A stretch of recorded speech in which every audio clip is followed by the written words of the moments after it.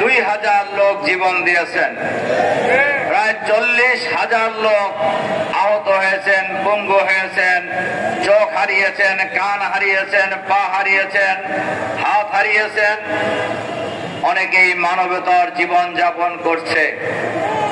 এই ধরনের একটি গণ অভ্যুত্থানের পর আবার দাবি আদায়ের জন্য রাজপথে নামতে হবে, এটা বাংলাদেশের মানুষ কোন সময় আশা করে নাই।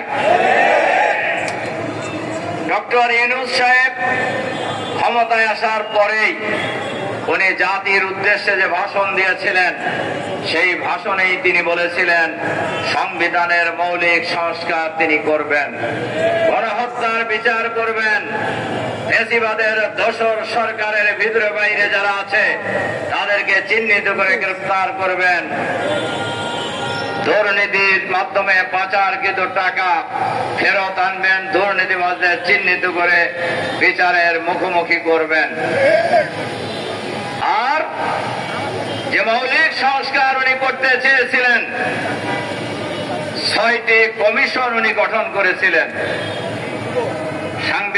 সংবিধান সংস্কার কমিশন, নির্বাচন সংস্কার কমিশন, পুলিশ সংস্কার কমিশন সহ 6টি কমিশন সরকারের পক্ষ থেকে গঠন করা হয়েছে এবং সেই কমিটিগুলি দীর্ঘদিন ধরে এই দেশের লক্ষ কোটি টাকা খরচ করে কাজ করছেন।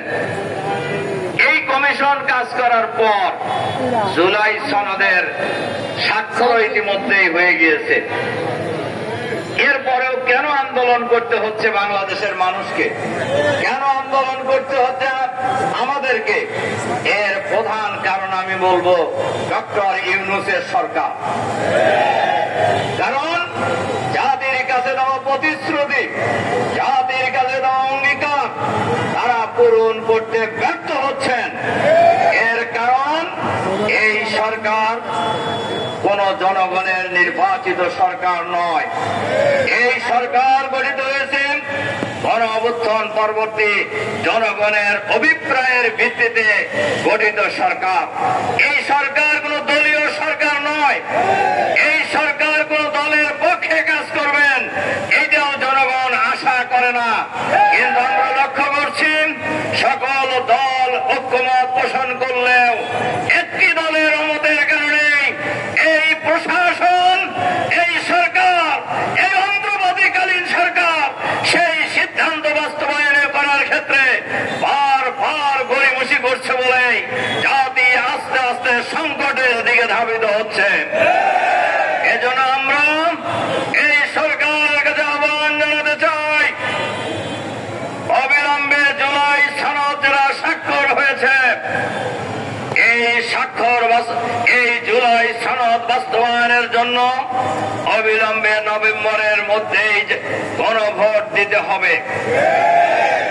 বাংলাদেশের ইতিহাসে এর আগেও গণভোট হয়েছে 3 বার, কিন্তু কোন সময় জাতীয় নির্বাচন আর গণভোট একসাথে হয় নাই।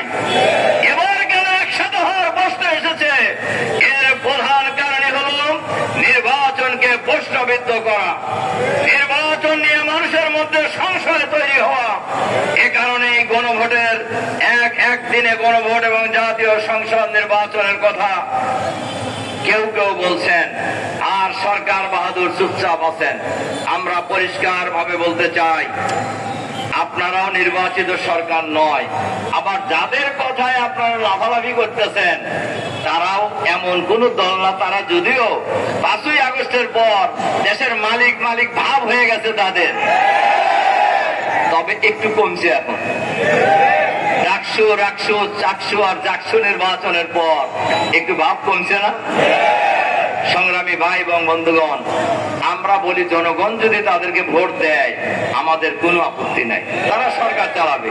কিন্তু ভোটের আগেই নিজেরা সরকার ভাব, এই ভাব বাংলাদেশের জনগণ মেনে নেবে না।